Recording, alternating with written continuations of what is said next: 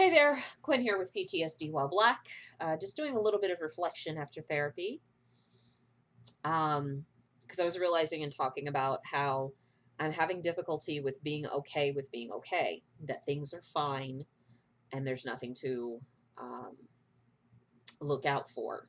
There's there's no sudden threat. The car is running okay, the insurance is paid, the bills are paid, and that there's still something within me that's like, oh my God, shit needs to be fucked up. Um, and so that's my PTSD. And my therapist was pointing out that at some point in my life that there was a benefit to being sick. There was a benefit to being ill. My mother was a nurse, so I'm getting to see that there was the benefit of if I was ill, I got mom's attention. My mom worked 3 jobs and she was taking care of other people's kids as a nurse. And so I'm realizing that there is the little kid within me that learned if I stay ill, someone will take care of me. And when I think of my California mom, there was this, if there was a crisis, she was somebody I could call and she would scoop me up and rescue me.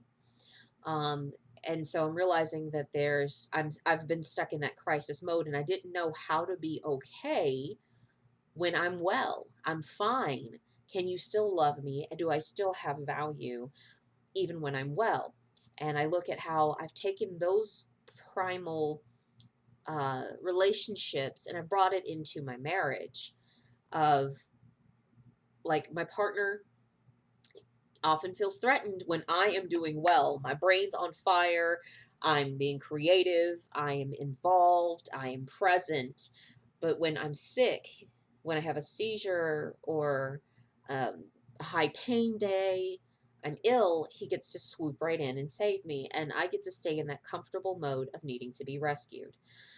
So it's looking at how can my relationships with people be different and my future relationships be different where I'm having relationships with equals, with people who know how to engage with me when I'm on fire, I am present, I'm open, I'm authentic, I'm honest, or I can say that, hey, I need a little bit of time and they accept me the way that I am. How can I be okay with having those relationships with people moving forward? That's kind of the thought. And one thing that my therapist really brought up that was recognizing that I needed to grieve the circumstances that I experienced in my childhood. Yes, my mom worked 3 jobs. Yes, she took care of other people's kids and people who were dying. I did feel lonely. I did feel unwanted. And those were my feelings at that time. And I need to grieve those feelings and those experiences so I can stop repeating them in relationships today. Um, and so I just really thought that was an interesting space to be because then I don't need anybody to swoop right in and fix me or to rescue me. That the fixing and the rescuing comes from within, comes from my relationship with myself and with my higher power. That I do what I can with what I can in the moment, with the abilities that I have in the moment. Um, that's a different approach. That's a really different approach. At first, I had all this fear and anxiety of going, oh my God, I have to get rid of all of my relationships with everyone that I've ever known because they've been codependent relationships. Or I can meet people authentically. I can recognize, appreciate, and value the strengths the people in my life have. I can recognize their worth. And I can show up authentically as me, knowing my own worth. I can apologize for setting them up into believing that I didn't have any needs or that I needed you to fix me. I gave you that opinion of me. I gave you that expectation that I needed you to fix me. And that's not the case. Recognizing that, like with my husband, for example, the beautiful thing, I'm really great at creating song lyrics and parodies off the top of my head. Not my husband's strength. Rhyming is not his strength, but he's really good at listening to a song and thinking of how a magic routine would go for that song. Like where's the high point and where's the turn or the reveal of a magic show. Um, and so those are places where I can engage with my partner. I won't write songs with him, but I can engage with him on what to do with the song once it's been completed, once it's been generated.